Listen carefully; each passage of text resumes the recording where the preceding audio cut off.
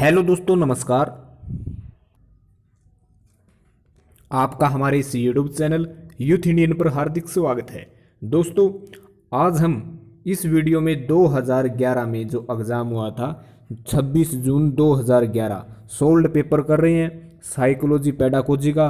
और दोस्तों level first यानी पीआरटी का ये सोल्ड पेपर आपको कराया जा रहा है। तो दोस्तों इस वीडियो को अंत तक अच्छी प्रकार से देखिएगा। और दोस्तों हमारे इस यूट्यूब चैनल को लाइक करें, सब्सक्राइब करें और ज़्यादा से ज़्यादा शेयर करें। दोस्तों सबसे पहला प्रश्न है, शिक्षा के क्षेत्र में पाठ्यचर्या शब्दावली जो है किसकी ओर संकेत करती है, यानी शिक्षा के क्षेत्र में जो पाठ्यचर्या शब्दावली है किसकी ओर जो है संकेत करती है। दोस्तों ऑप्शन है शिक्षण पद्धति एवं पढ़ाई जाने वाली विषय वस्तु। शिक्षण पद्धति एवं पढ़ाई जाने वाली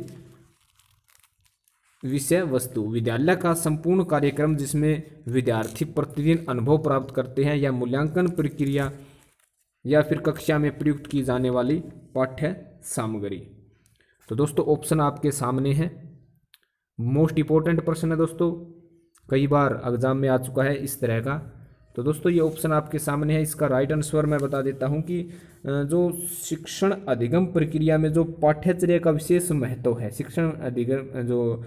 अधिगम प्रक्रिया में पाठ्यचर्या का जो विशेष महत्व है, पाठ्यचर्या विद्यालय का संपूर्ण कार्यक्रम है जिसमें विद्यार्थी प्रतिदिन अनुभव प्राप्त करता है और पाठ्यक्रम का इस प्रकार संवर्धन किया जाना चाहिए जिससे कि बच्चे के चहुमुखी विकास यानी ऑल ओवर डेवलपमेंट हो सके। तो दोस्तों राइट आंसर आएगा कि विद्यालय का जो है संपूर्ण कार्यक्रम जिसमें विद्यार्थी प्रतिदिन अनुभव प्राप्त करते हैं, ये राइट आंसर है दोस्तों, बिल्कुल सटीक है ये।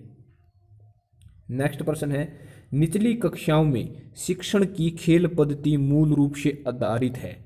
निचली कक्षाओं में शिक्षण की खेल पद्धति मूल रूप से आधारित है शारीरिक शिक्षा कार्यक्रमों के सिद्धांत पर, विकास एवं वृद्धि के मनोवैज्ञानिक सिद्धांत पर, शिक्षण पद्धतियों के सिद्धांत पर, शिक्षण के समाज शास्त्रीय सिद्धांत पर। तो दोस्तों ऑप्शन आपके सामने है, इसका मैं एक्सप्लेन कर देता हूँ कि निचली कक्षा में जो शिक्षण की जो खेल पद्धति अपनाने से बच्चों में सक्रियता यानी एक्टिविटी बढ़ती है और उनका मानसिक व शारीरिक विकास होता है। शिक्षण की खेल पद्धति मूल रूप से विकास एवं वृद्धि के मनोवैज्ञानिक सिद्धांतों पर आधारित है। तो दोस्तों इसका राइट आंसर मैं आपको बता देता हूँ, राइट आंसर आएगा विकास एवं वृद्धि के मनोविज्ञान सिद्धांत पर। विकास एवं वृद्धि के मनोविज्ञान सिद्धांत पर। यदि दोस्तों किसी प्रश्न पर डाउट लगता है तो जरूर कमेंट करें और हमारी द्वारा निकाली गई वीडियो की तारीफ एक बार जरूर करें। कमेंट में जरूर डालें आप कि आपको ये वीडियो कैसी लगी। एक बच्चा अतीत की समान परिस्थिति में की गई अनुक्रियाओं के आधार पर नई स्थिति के प्रति अनुक्रिया करता है, यह किससे संबंधित है। यानी एक बच्चा जो अतीत की समान परिस्थितियों में की गई अनुक्रिया के आधार पर नई स्थिति के प्रति अनुक्रिया करता है, वह किससे संबंधित है। सीखने का सादृश्यता का नियम, प्रभाव का नियम, सीखने का अभिवृत्ति नियम, या तत्परता का नियम। तो दोस्तों राइट आंसर आएगा सीखने का प्रभाव का नियम। डिसलेक्सिया किससे संबंधित है।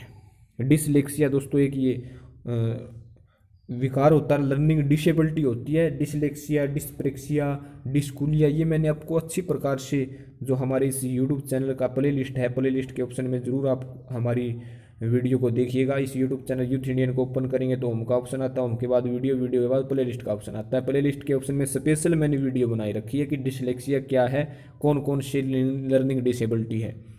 इससे संबंधित दोस्तों प्रत्येक एग्जाम में 2 से 3 नंबर के प्रश्न पूछे जाते हैं। डिसलेक्सिया किससे संबंधित है। मानसिक विकार से, गणितीय विकार में, या पठन विकार में, या व्यवहार संबंधी विकार में। तो दोस्तों इसका राइट आंसर आएगा ऑप्शन 3 की पठन विकार है डिसलेक्सिया। विशेष आवश्यकता वाले बच्चों को शिक्षा उपलब्ध कराई जानी चाहिए। अन्य सामान्य बच्चों के साथ विशेष विद्यालयों में विशेष बच्चों के लिए विकसित पद्धतियाँ, विशेष विद्यालयों में विशेष शिक्षकों द्वारा।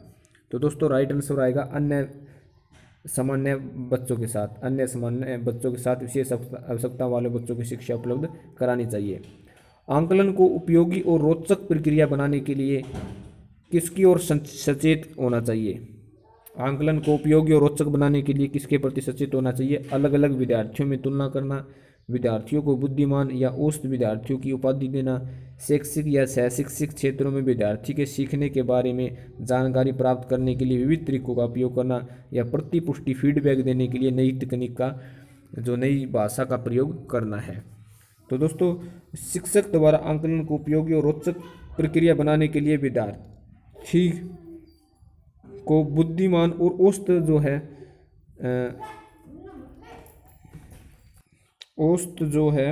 विद्यार्थी की उपाधि देते समय सचेत रहना चाहिए, अन्यथा बालकों में निराशा उत्पन्न हो सकती है। तो दोस्तों, राइट आंसर आएगा ऑप्शन 2, विद्यार्थियों को बुद्धिमान या औसत विद्यार्थियों की उपाधि देनी चाहिए। खालिस्तान प्रतिभाशाली होने का संकेत नहीं है पूछा है। सृजनात्मकता, विचार, दूसरों के साथ झगड़ना, अभिवृत्ति में नवीनता या जिज्ञासा। तो दोस्तों, इसका राइट आंसर आएगा दूसरों के साथ झगड़ना। प्रतिभाशाली बालकों में जिज्ञासा, अभिव्यक्ति की नवीनता और सृजनात्मकता विचार है, ये गुण होते हैं जिससे बालक विद्यालय स्तर पर उच्च स्थान प्राप्त करते हैं या किसी विशेष क्षेत्र जैसे गणित का, कला का, विज्ञान का, समाज विज्ञान आदि में विशेष योग्यता रखते हैं।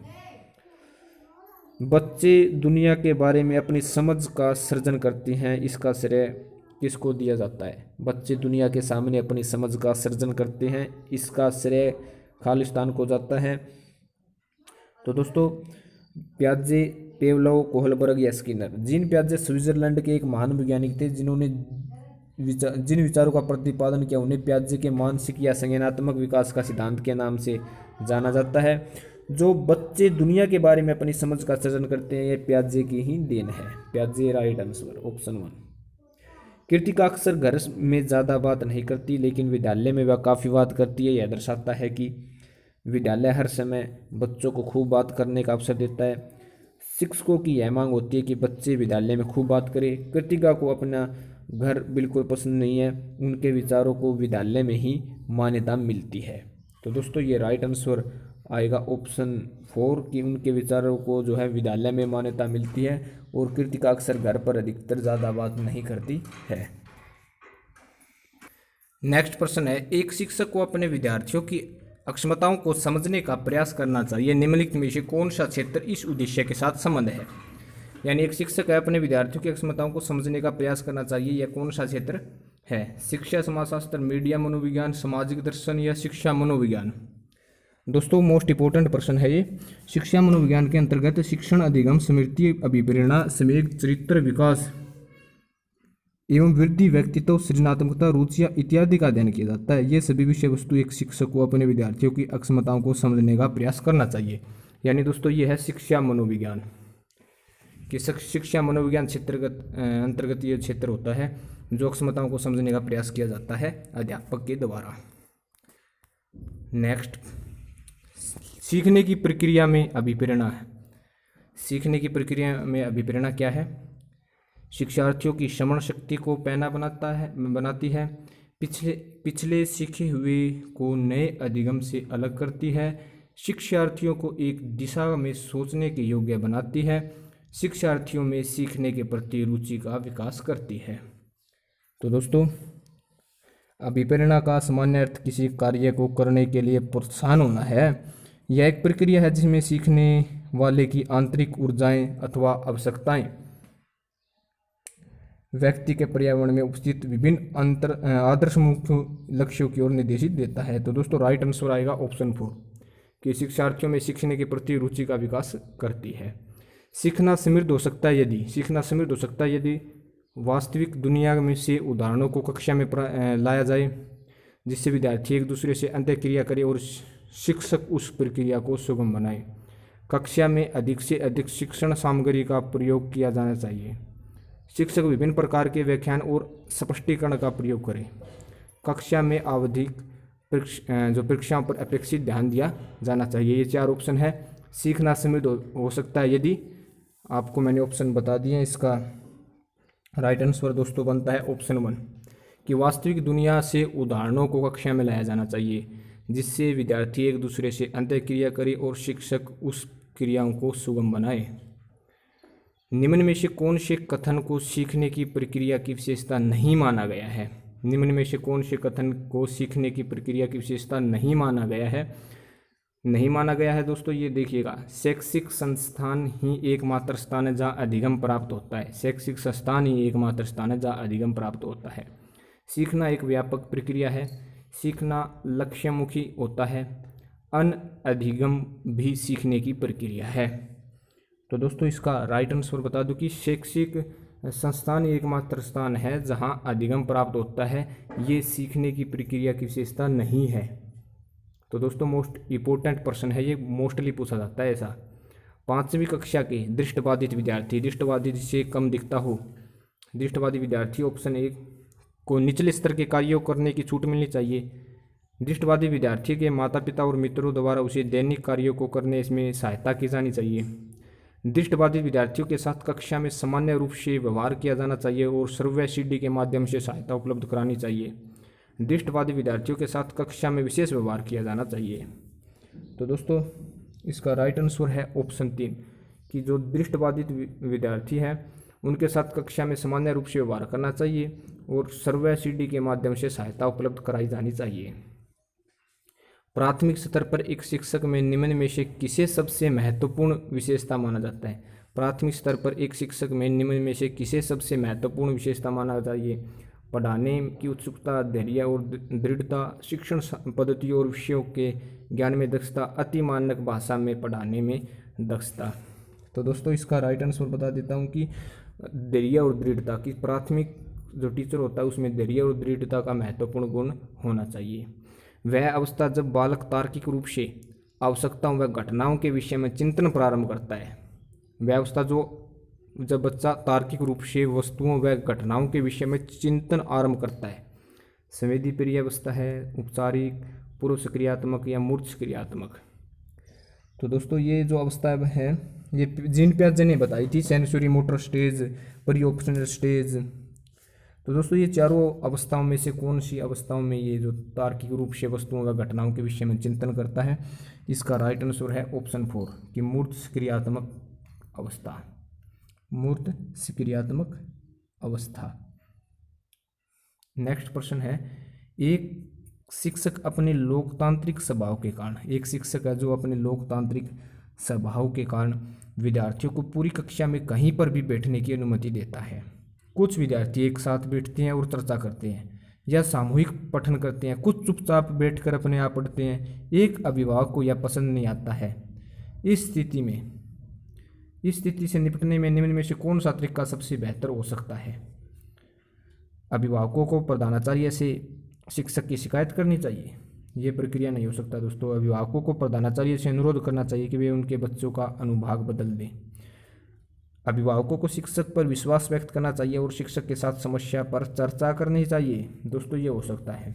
अभिभावकों को उस विद्यालय में से अपने बच्चों को निकाल देना चाहिए। दोस्तों ये रॉन्ग है। इसका राइट आंसर आएगा ऑप्शन 3 कि अभिभावकों को शिक्षक में विश्वास व्यक्त करना चाहिए और इस समस्या पर चर्चा करनी चाहिए। सबसे मोस्ट इंपॉर्टेंट प्रश्न है, सीखने के अंतर्दृष्टि सिद्धांत को किसने बढ़ावा दिया था? सीखने के अंतर्दृष्टि सिद्धांत को किसने बढ़ावा दिया था? ऑप्शन आपके सामने है, गेस्टोल्ट सिद्धांतवादी, पेवलोव, जीन पियाजे, वगोत्स्की। इसका राइट आंसर है गेस्टोल्ट सिद्धांतवादी। बच्चों के बौद्धिक विकास की 4 विशिष्ट अवस्थाओं की पहचान की गई है।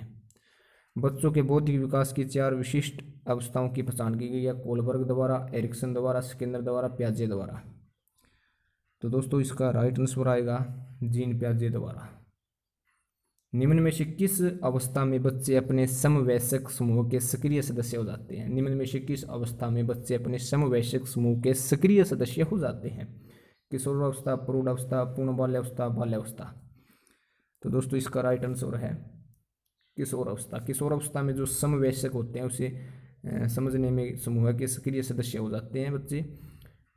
किशोरावस्था राइट आंसर। बच्चों की सीखने की प्रक्रिया में माता पिता को भूमिका निभानी चाहिए। नकारात्मक, अग्रन्मुखी, सहानुभूतिपूर्ण, तटस्थ। दोस्तों बच्चों को सीखने की प्रक्रिया में माता पिता को क्या भूमिका निभानी है? नकारात्मक, सहानुभूतिपूर्ण, अग्रन्मुखी या तटस्थ। तो दोस्तों इसका राइट आंसर आप सभी को मालूम है कि राइट आंसर है अग्रन्मुखी। अग्रन्मुखी। माता पिता को बच्चों को सीखने के लिए अनुर्मुखी भूमिका निभानी चाहिए। मोस्टली क्वेश्चन ये पूछा जाता है दोस्तों। विकास कभी न समाप्त होने वाली प्रक्रिया, यह कथन किससे संबंधित है? विकास कभी न समाप्त होने वाली प्रक्रिया, यानी ये लगातार चलने वाली है। अत्यंत संबंध का सिद्धांत, निरंतरता का सिद्धांत, एकीकरण का सिद्धांत या अंतःक्रिया का सिद्धांत? दोस्तों इसका राइट आंसर आएगा निरंतरता का सिद्धांत। वह कौन सा स्थान है जहां बच्चे के संज्ञानात्मक विकास का सबसे बेहतर तरीके से परिभाषित किया जा सकता है? खेल का मैदान, विद्यालय एवं कक्षा, पर्यावरण, सभागार या घर? दोस्तों खेल के मैदान का संबंध बच्चों के शारीरिक एवं मानसिक विकास के सभागार का संबंध बच्चों के भाषाई एवं मानसिक विकास से जो है घर का संबंध बच्चों के सामयिक और सामाजिक विकास से तथा विद्यालय एवं कक्षा जो है पर्यावरण का संबंध बच्चों के संज्ञानात्मक विकास से है। तो दोस्तों राइट आंसर आएगा कि विद्यालय एवं कक्षा पर्यावरण। राइट आंसर विद्यालय एवं कक्षा पर्यावरण। निम्न में से कौन सा बुद्धिमान बच्चे का लक्षण नहीं है? नहीं है पूछा दोस्तों। अगर कोई भी एग्जाम हो तो उसका प्रश्न एक बार अच्छी प्रकार से पढ़े, क्योंकि अंत में नहीं है या है इसमें दोस्तों दिक्कत आती है। मोस्टली आपके आसान से प्रश्न इसी कारण गलत हो जाते हैं, क्योंकि हम अच्छी प्रकार से अंत तक प्रश्न को पढ़ते नहीं है। निम्न में से कौन सा बुद्धिमान बच्चे का लक्षण नहीं है? वह जो लंबे निबंधों को बहुत जल्दी रटने की क्षमता रखता है, वह जो प्रभाव पूर्ण एवं उचित तरीके से संप्रेषण करने की क्षमता रखता है, वह जो मूर्त रूप से सोचता रहता है, वह जो नए परिवेश एवं स्वयं को समायोजित करना चाहता है। तो दोस्तों राइट आंसर आएगा ऑप्शन ए, कि वह जो लंबे निबंधों को बहुत जल्दी रटने की क्षमता रखता है। नेक्स्ट प्रश्न है दोस्तों कि खालिस्तान को एक अभिप्रेरित शिक्षण का संकेतक माना जाता है। खालिस्तान को एक अभिप्रेरित शिक्षण का संकेतक माना जाता है। कक्षा में अधिगम उपस्थिति, शिक्षक द्वारा दिया गया उपचारात्मक कार्य, विद्यार्थियों द्वारा पूछा गया प्रश्न, कक्षा में एकदम खामोशी। तो दोस्तों अभिप्रेरणा का विद्यार्थी में पढ़ाई तथा अन्य कार्यों के लिए रुचि पैदा करना तथा उनमें जोश भरने की कला है। छात्र यदि अध्यापक से प्रश्न पूछता है तो अभिप्रेरित शिक्षण का संकेतक है। तो दोस्तों राइट आंसर आएगा कि विद्यार्थी द्वारा पूछा गया प्रश्न। निम्न में से कौन से बच्चे की सामाजिक मनोवैज्ञानिक आवश्यकताओं के साथ संबंध नहीं है? नहीं है पूछा दोस्तों।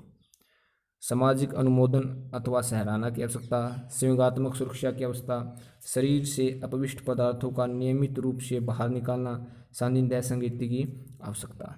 तो दोस्तों इसका राइट आंसर आएगा शरीर से अपविष्ट पदार्थों का नियमित रूप से बाहर निकालना।